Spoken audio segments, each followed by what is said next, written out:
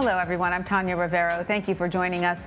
We begin this hour in Texas, where power has been restored to millions of residents, but a new crisis is underway. Sub-freezing temperatures have frozen water pipes, causing them to burst and flood homes across the state. This week's rolling blackouts have also shut down several water treatment plants. Nearly 1/4 of the population is under a boil water advisory as the state struggles to supply clean drinking water.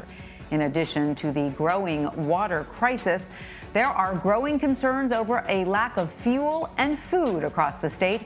Many residents have been forced to wait on long lines at grocery stores only to find bare shelves inside.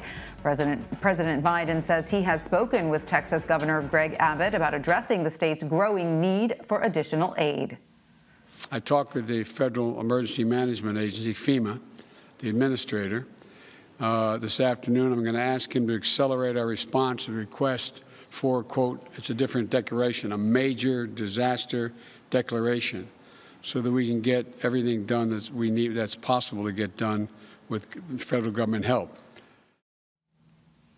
President Biden says FEMA has already sent dozens of generators and supplies to aid in the recovery. The president says he could travel to Texas as soon as next week, as long as his presence does not hamper the disaster response. Joining me now for more on Texas's recovery efforts is American Red Cross spokesperson Dan Halyburton. And Dan joins us from Dallas, Texas. Dan, welcome. Thank you for being with us.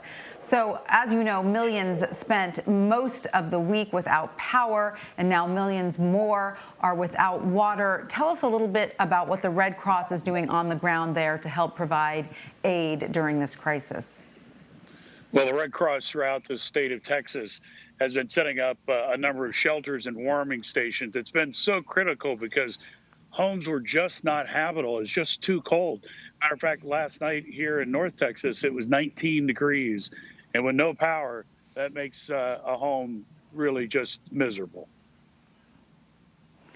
How did people get through the night? I mean, we hear stories of people cutting up furniture to make fires.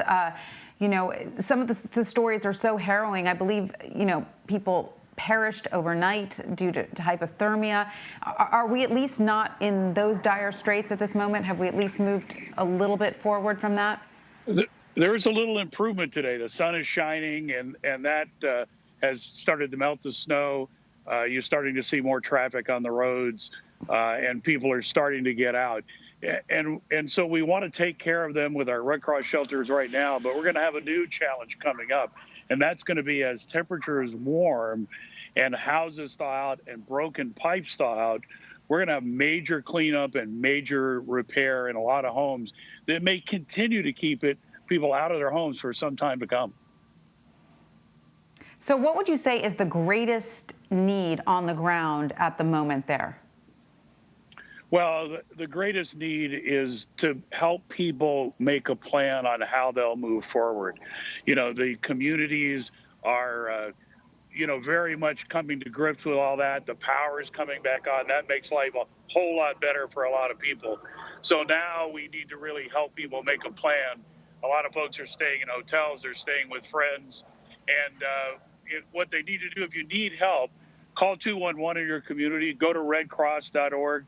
The Red Cross is here to help. We're continuing to respond to home fires. Our home fires in North Texas have more than doubled in just a handful of days. So we want people to be safe at home, and we want to help them in any way we can. Redcross.org is the way to get that done. And of course, the Red Cross is also providing shelter to the many residents displaced by this deadly winter storm. About how many people, roughly, would you say are staying in your shelters across the state? We've had almost 3,000 shelter stays at our shelters to date. One of our other challenges, too, is our blood supply. You know, the Red Cross collects blood all across the United States. And here in Texas and other states, those drives have been canceled. RedCrossBlood.org is a way that you can actually go out and help by donating blood. So that would really be helpful. And tell us about how the ongoing coronavirus pandemic is impacting your organization's efforts to aid in the recovery. What protocols are put in forth to ensure people staying in the shelters remain safe? And is there any attempt to help with the vaccine distribution, or is that completely on pause as other things are attended to? Well, the vaccine portion of that is being handled, of course, by the county health departments and their agency partners.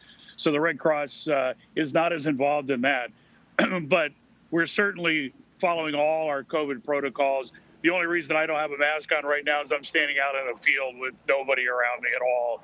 So it's a little easier to talk to you today. But one of our big challenges is the COVID-19 virus. So we're wearing masks, we're social distancing, we've got all kinds of protocols in our shelters and among our staffs. When we do our home fire work, we try to do that virtually if possible. So we've been very creative with dealing with the virus. We'll continue to make sure that we're watching out for everybody's safety, both the people we work with and our own workers. What has surprised you the most about this weather disaster? Is it the fact that, in our country, a weather storm causes so much despair? Was it the fact that the, energy infrastructure couldn't hold? What was the most surprising to you? You who've seen a lot of disasters. And I usually travel to the disaster. This time the disaster came to me, unfortunately. It's a slow rolling mess of misery. And it reminds me of what kind of happens after a hurricane, where so much of the infrastructure is devastated and so much is offline. But when you bring cold weather into that and people can't live in a home, it just adds a level of misery that's just unprecedented for anything I've ever participated in. At one point, the state of Texas, 265 counties, we had a winter storm warning for every county in the entire state of Texas. It's just mind-boggling. Oh, my goodness. It's getting a little better. It's getting a little better, but we still got a ways to go.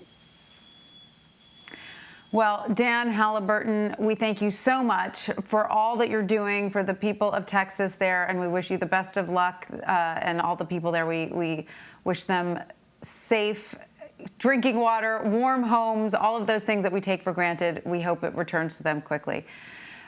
Dan, thanks again.